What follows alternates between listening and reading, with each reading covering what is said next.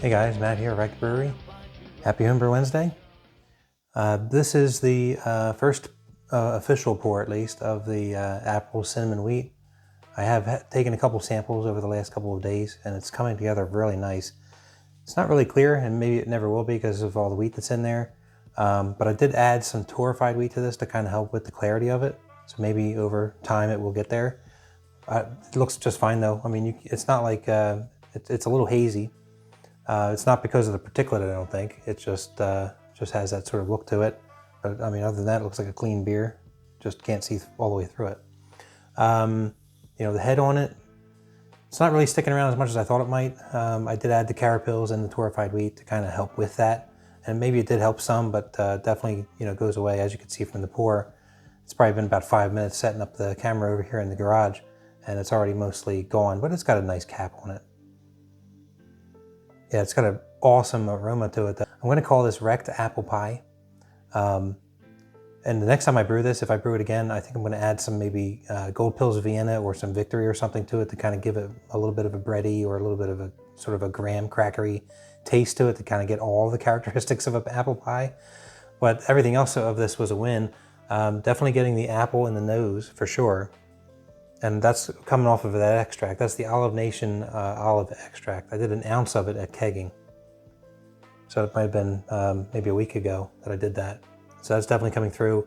And getting maybe a hint of the cinnamon in the nose, but it's more apple for sure. Cheers.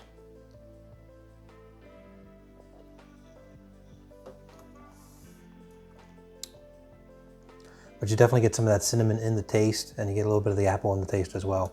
It's a really nice balanced beer, actually. I am kind of proud of this one.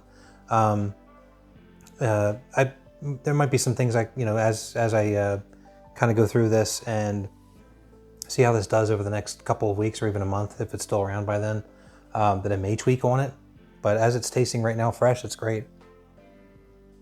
I used some of the hops that we had left over from one of the hops experiments, or maybe it was the yeast experiment from about a year ago. This is the bitter gold that's in here for bittering. Has a high alpha acid, so a little bit goes a long way. I think I used 1/4 of an ounce at the 60-minute mark. And I just kind of chucked in some hops that I had laying around that I thought would go with this. It didn't give too much other aromas or flavors in there to take away from what I was going for. I think there's Fuggles in here and some Strizzle Sprout. It came out good. It's got a good balance to it. It's not bitter at all. And I think there's just the right amount of hops in here to balance out the malt in this and achieve the other flavors I was going for.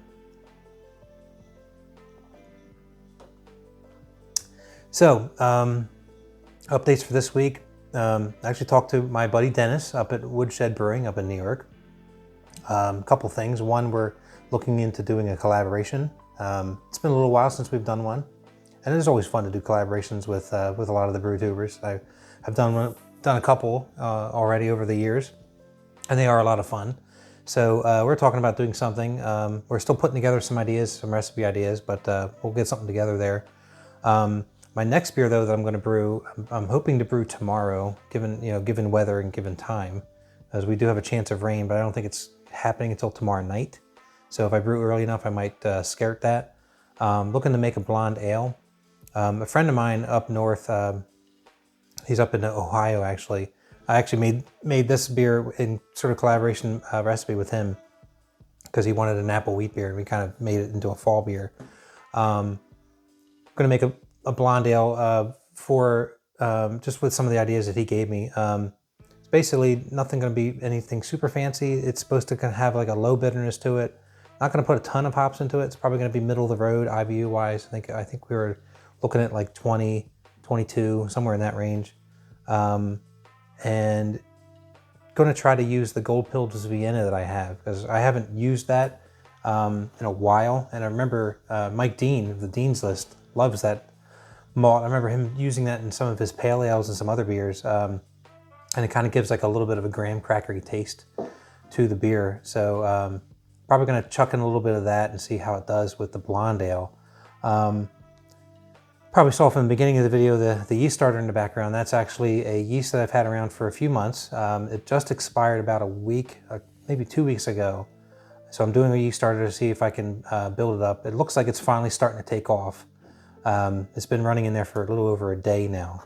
So it's just a slow starter, probably because of its age.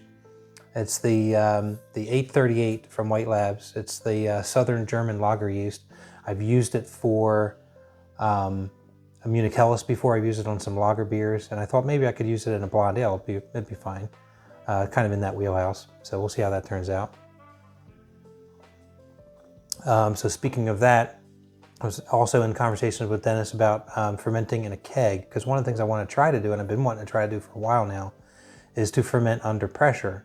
You can't really do that in the SS Brewtech brew bucket because the seals on it really only hold a couple of psi of weight to it. It really doesn't hold the pressure. It'll just seep out of the top. It is nice. I do use it for, like, when I'm cold crashing, I'll stick a couple of pounds of CO2 on the top through the lid, through the contraption that I have. You've probably seen in other videos. And it'll sort of absorb all that in and suck it down. So instead of having airlock at the top and suck in all the star sand, it just eats up all the CO2 I stuck on the top of the fermenter. And then when I'm ready to rack it over to a keg, I just add more CO2 to it and push it out. And it works out really well for that. But that's about all it's good for. You can't really, put too much pressure on it. It'll just seep out the top.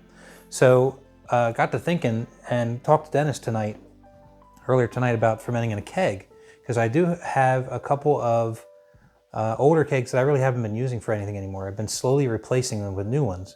And I have a couple of old ones just kind of laying around that are just sitting here. So I'll overlay some video on this as well. But yeah, here's an idea. So I already had this spunding valve. I had this, I think I bought this contraption maybe last year or even the year before. I've had it for a little while. And right now I'm just sort of making sure that it's holding pressure. So it's still holding true at about 10 PSI.